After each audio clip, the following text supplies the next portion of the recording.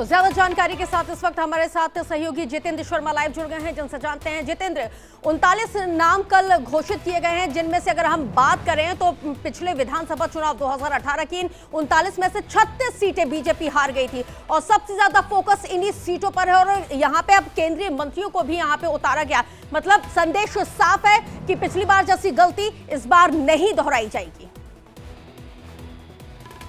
बिल्कुल, देखिए 2018 की गलती का नुकसान बीजेपी को काफी ज्यादा भुगतना पड़ा था और ऐसे में अगर ज्योतिरादित्य सिंधिया मध्य प्रदेश की बीजेपी में शामिल नहीं होते तो शायद ही मध्य प्रदेश में भारतीय जनता पार्टी अपनी सरकार बना पाती। और 2018 में की गई गलतियों को इस बार बीजेपी नहीं दोहराना चाहती है और शायद यही वजह है कि लगातार बीजेपी उन तमाम चेहरों पर अपना दांव चल रही है जिनको देखकर ये कहा जा सकता है कि अपने क्षेत्र में चुनाव जीत सकते हैं। खासतौर पर बीजेपी की अगर हम बात करें तो यहाँ पर जो रणनीति तैयार की गई है उस रणनीति में यहाँ पर पूरी तरीके से ये कहा गया है कि किस तरह से हम उसको पूरी तरीके से सजाएंगे, यानी कि अलग अलग क्षेत्रों में अलग अलग संभागों में जिस नेता की जिस प्रकार की पकड़ है उसे मौका दिया गया है। अगर हम कैलाश विजयवर्गीय की बात करें तो आपने देखा होगा कि ग्वालियर जो मालवा निवाड़ का इलाका है यहाँ पर कैलाश विजयवर्गीय की एक अच्छी छवि मानी जाती है और ऐसे में उन्हें यहाँ पर मौका दिया गया है ताकि उस बेल्ट को साध सके। नरेंद्र सिंह तोमर।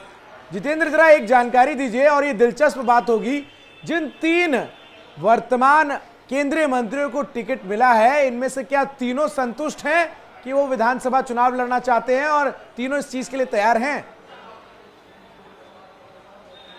बिल्कुल, देखिए अगर हम बात करें इन तीनों नेताओं की तो कहीं ना कहीं थोड़ी सी इनके अंदर नाराजगी भी जरूर देखने को मिल सकती है, क्योंकि कहीं ना कहीं ये वो नेता है जो अपने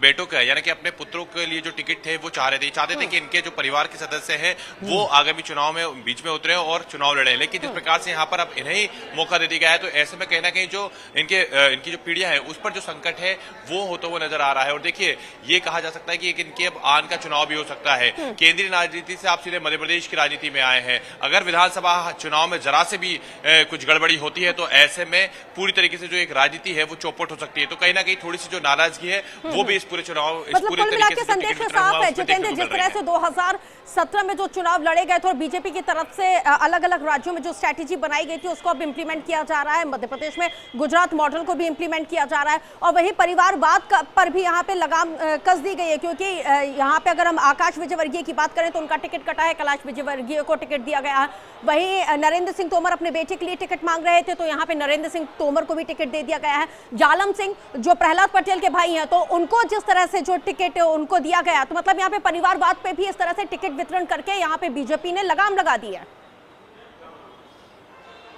बिल्कुल, देखिए कहीं ना परिवारवाद को लेकर लगातार हम देख रहे थे कि मध्य प्रदेश की राजनीति में पिछले कई दिनों से चर्चाएं चल रही थी कि क्या नेता पुत्रों को टिकट दिया जाएगा, क्या नेता पुत्रों के परिवार वालों को टिकट दिया जाएगा। लेकिन जिस प्रकार से बीजेपी ने अपनी दूसरी सूची जारी की उसमें ये साफ कर दिया है कि परिवारवाद को लेकर बीजेपी के ऊपर जो उंगलियां उठ रही थी वो नहीं उठ पाएंगी, क्योंकि बीजेपी ने जो परिवारवाद के टिकट होते थे यानी कि उनके नेता पुत्रों के टिकट होते थे या फिर उनके परिवार में से किसी को दिया जाता था उनको पूरी तरीके से खत्म कर दिया है। बिल्कुल, लेकिन इन सबके बीच बड़ी खबर एक बार जितेंद्र दर्शकों को बता दें, जहां बीजेपी की लिस्ट पर कांग्रेस ने अब